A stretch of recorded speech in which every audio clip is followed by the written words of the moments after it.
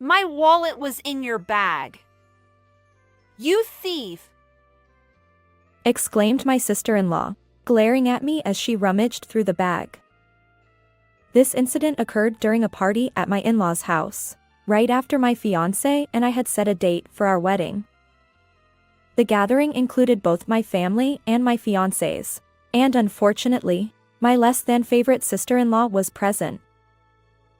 During a recent visit to my in-laws' home to announce our engagement, my sister-in-law had taken notice of me. Since then, she frequently invited me out for meals, saying things like, "I don't have any change today, can you cover it?" Or, "I forgot my wallet, can you lend me some money?" Not once did she pay for her own meals. To make matters worse, she never returned the money I had fronted for her. Initially, I had hoped to get along with my sister-in-law. However, as the days went by, my trust in her waned, and now I avoid her as much as possible. But being accused of theft in front of my fiancé and other relatives left me feeling utterly flustered. While the wallet she held was undoubtedly hers, I had never stooped to stealing anyone's purse. Please calm down," I said, attempting to interject. But my sister-in-law cut me off before I could say more. What? Are you trying to make excuses? Be prepared, because I'll demand compensation for stealing my wallet.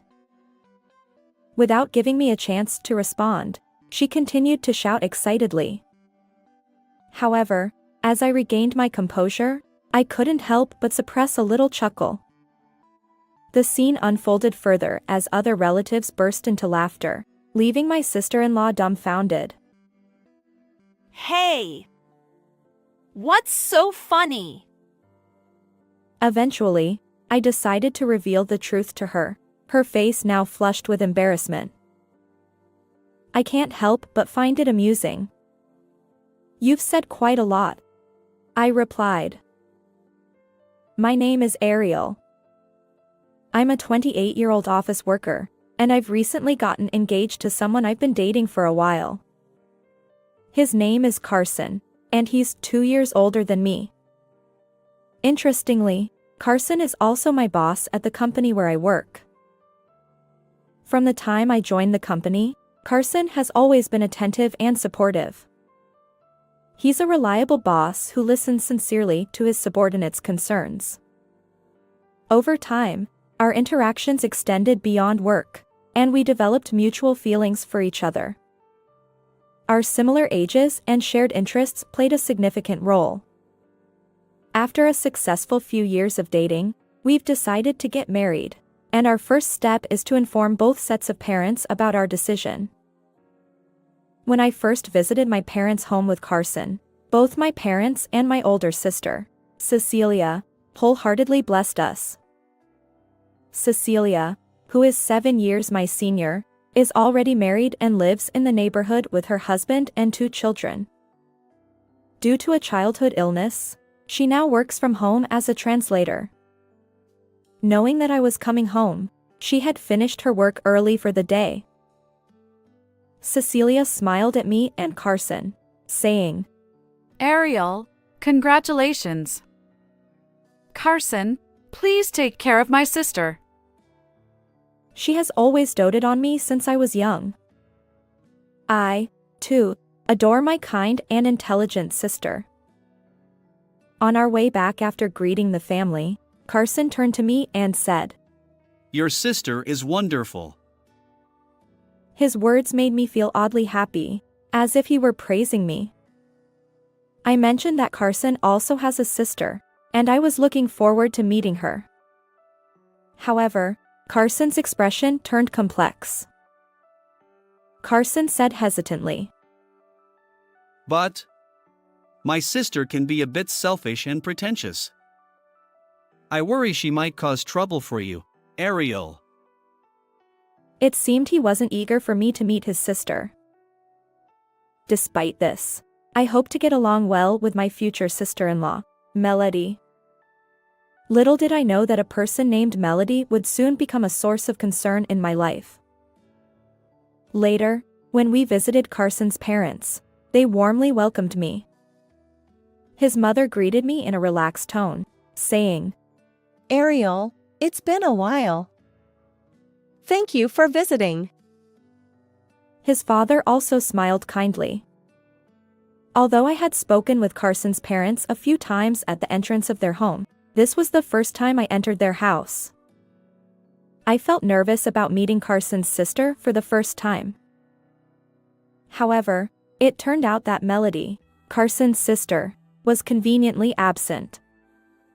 While I felt disappointed, Carson visibly breathed a sigh of relief. Perhaps he really didn't want me to meet Melody. As we chatted with Carson's kind parents, the tension dissipated, and we enjoyed a pleasant time together. They genuinely celebrated our upcoming marriage, which put my mind at ease as we prepared to leave. As we were being seen off by our future in-laws and heading toward the front door, something unexpected happened. The door swung open from the outside, and a voice called out, "I'm home." A woman stepped inside. Carson's reaction was immediate. Oh. He murmured. The woman who stood there, blocking the doorway, appeared to be in her mid-30s, around the same age as my sister. However, unlike my sister, she wore heavy makeup and exuded a strong-willed aura. I immediately recognized her as Carson's sister, Melody.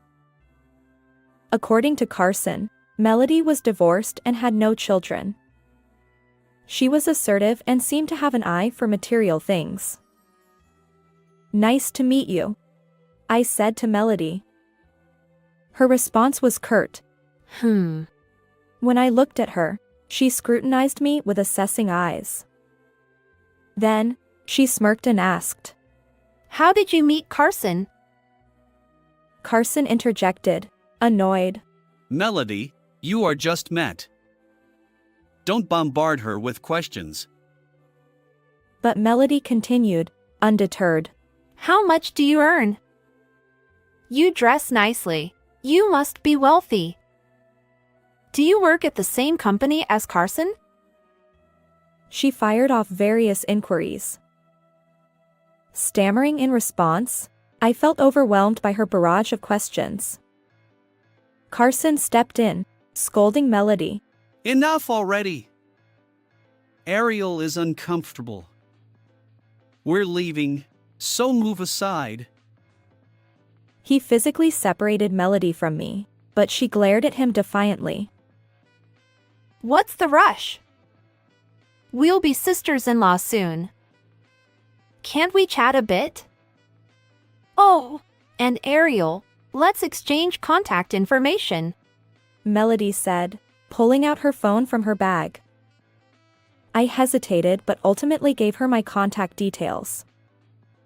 Still, I wondered if I had made the right choice and my regret began to bubble up.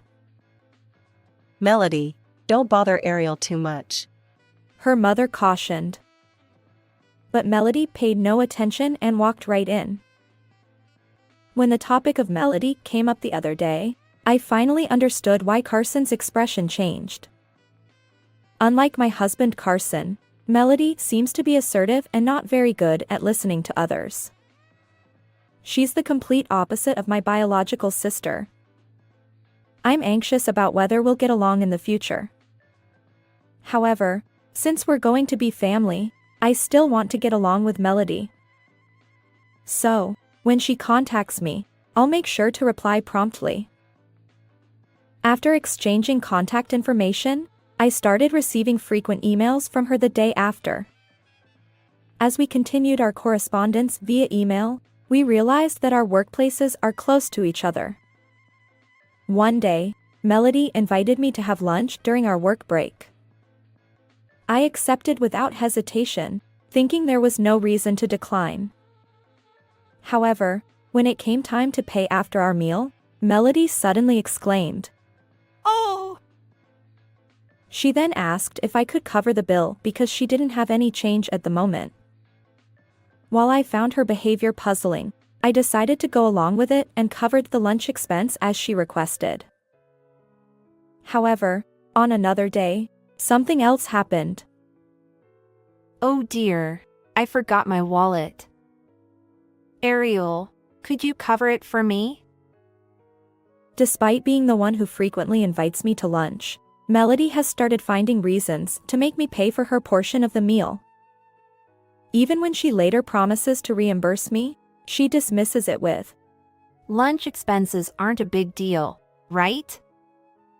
Let's not fuss over the details. She avoids addressing the issue directly. While the cost of a single lunch isn't significant, Melody's repeated invitations gradually increase my burden. In the end, several months have passed, and the money I covered has never been returned to me. My trust in her has eroded day by day.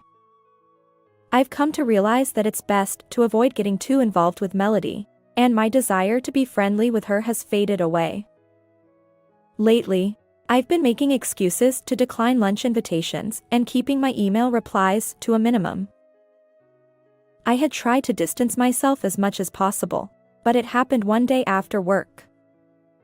When Carson and I were leaving the company together, I was immediately called by a familiar voice.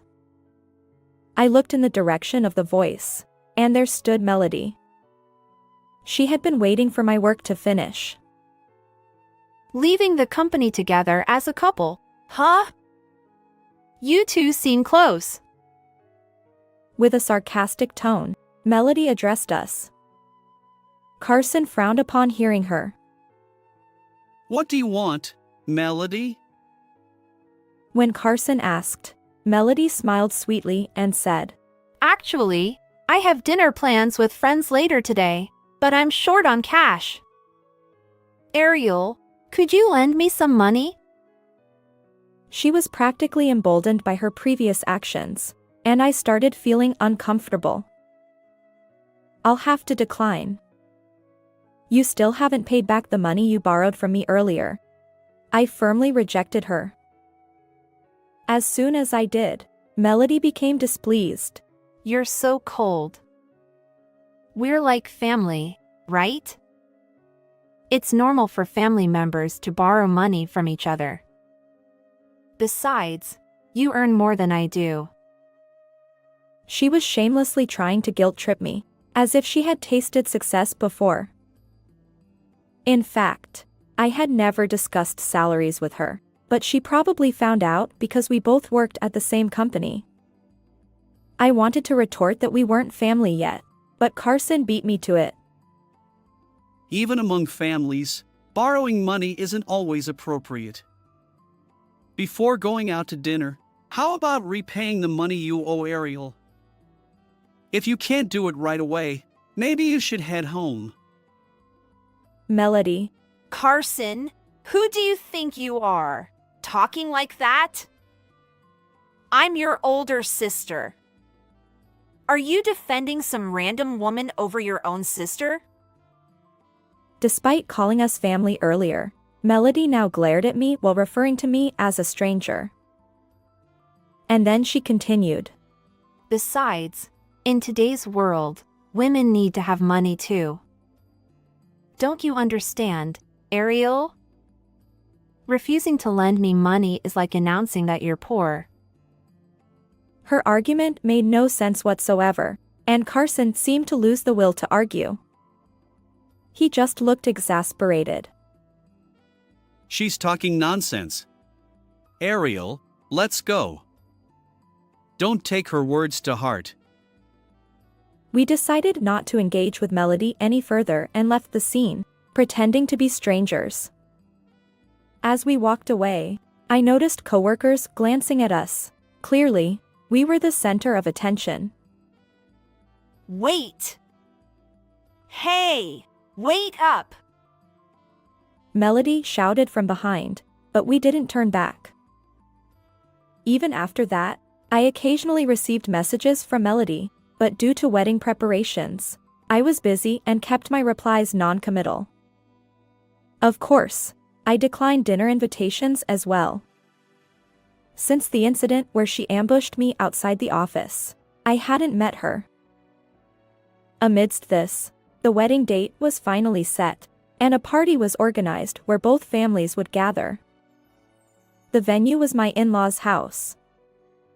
Carson and I arrived there, and soon after, my parents and sister joined us. Melody was also present at the dining table, but surprisingly, she remained quiet and didn't say anything to me despite our greetings. Her eerie behavior aside, the table was adorned with a sumptuous meal, and the atmosphere was celebratory. As the dinner proceeded harmoniously, everyone engaged in cheerful conversations. However, just then, when Melody returned from the restroom, chaos erupted. What? It's gone! My wallet is missing! She exclaimed, claiming that her wallet, which she had placed in her bag, was nowhere to be found. My mother-in-law tried to calm her down. Please relax. Maybe you left it in your room? But Melody paid no attention to her soothing words. I'm certain I put it in my bag. I see. I understand now. You stole it, didn't you? She pointed at me and began rummaging through the bag. To everyone's surprise, she pulled out a wallet, one I had seen before. It was Melody's wallet. See. Just as I said, my wallet was in your bag. With an oddly triumphant tone, she continued to confront me. You stole it while I was in the restroom, didn't you? You act all innocent, but you're an awful woman. I oppose someone like you becoming my brother's wife. I stammered, trying to defuse the situation. Melody, please calm down. Are you going to make excuses? What you did is theft. Be prepared. I'll demand compensation. She didn't give me a chance to speak and continued shouting in her excitement. Unable to bear it any longer, I burst out laughing. Oh dear. As I chuckled, my parents and Carson joined in the laughter. Melody looked dumbfounded but soon turned red with anger. Hey! What's so funny? It's hard not to laugh. You've said quite a lot, Melody. Huh? My sister, sitting next to me, addressed Melody, who seemed utterly confused. That bag doesn't belong to Ariel. It's mine. At that moment, Melody's expression froze. What? Her face turned pale, and I confirmed. Can you really believe my sister would steal your wallet? Melody had been waiting for an opportunity to accuse me. But today, I hadn't brought my bag to the dinner party, and the bag nearby belonged to my sister. Furthermore, my sister couldn't possibly engage in theft. She had been wheelchair-bound since childhood due to illness, and she sat there throughout the meal, chatting amicably with both sets of parents. Most likely, Melody herself placed the wallet in my sister's bag. The issue is when exactly she managed to put the wallet in. Melody, before we started our meal, you came over to greet my parents and me, right? I distinctly remember you sitting near us, discreetly hiding my bag behind your back. Your behavior felt odd, and I suspect that was the moment you slipped the wallet in. My sister's composed words resolved my doubts. Melody, unable to answer immediately, looked flustered and avoided eye contact. Her demeanor practically confirmed our suspicions. Caught in an inescapable situation, Melody groaned. Ugh. My sister continued, her tone calm. I've heard about your character from my younger sister. Despite being close in age, how can you engage in such calculated harassment? Please refrain from hurting my precious sister any further. Finally realizing my sister's anger, I noticed her quiet yet stern tone. She had a calm demeanor, but when she was upset, her words carried weight. As my sister lectured Melody, our in-laws also scolded her. Melody, what are you doing?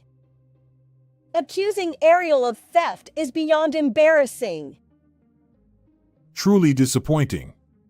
We treated you and Carson equally, but where did we go wrong in raising you? Ariel, everyone, I apologize for our daughter's behavior.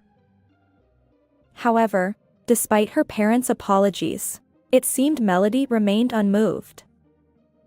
Suddenly, she stood up with determination, glaring at me fiercely. Why is everyone making me out to be the villain? From the start, I opposed your marriage with Carson. Even today, I hoped you'd embarrass yourself and break up. But you've ruined everything. Her anger escalated, and I was left speechless. But Carson, who knew Melody's true intentions, erupted in fury. Enough of this nonsense. He shouted, causing Melody to flinch. We've been listening quietly all this time. You've been deliberately trying to sabotage our relationship. I won't tolerate it anymore. I'll say everything right here. Wait, what are you planning to say? Despite Melody's attempts to stop him, Carson's anger fueled his determination. He exposed all of Melody's past misdeeds, how she made me pay for lunch and never returned the money, how she ambushed us outside our office, begging for money, and more. According to Carson, Melody had secretly whispered baseless rumors about me to him, attempting to break us apart. Who would believe such words? Ariel has worked diligently since joining the company, and I know firsthand that she's honest and kind. Just because we're family doesn't mean we can say anything. He didn't delve into the specifics of Melody's gossip, but his intense anger hinted at the severity of her accusations. Did all that really happen? I asked, surprised by the revelation. Carson's regretful expression spoke volumes. I'm sorry. I kept quiet because I didn't want to worry Ariel unnecessarily. Regardless of what my sister said, I trust Ariel. His sincere response brought tears to my eyes. Wiping them away, I turned to face Melody. Melody, I've decided to stand by Carson no matter what. So please, let this be an opportunity for you to distance yourself from being Carson's sister. Blushing, Melody retorted. Enough! Remember this! And with that, she stormed out of my in-laws' house. After the storm had passed, I felt a sense of relief. No matter what kind of harassment Melody might attempt in the future, I was no longer afraid. This incident deepened my affection for Carson even more. I vowed to continue walking alongside him, trusting in our love. A few days later, the lunch expenses I had previously covered for Melody were returned to me through my in-laws. Apparently, they had urged Melody to repay the borrowed amount. Additionally, Melody's ex-husband contacted my in-laws. The cause of their divorce was Melody's extravagant spending habits, which even extended to their living expenses.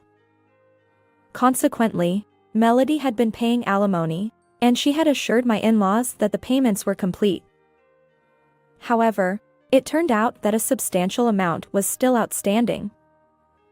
Recently, her repayment had fallen behind, as revealed by her ex-husband's communication.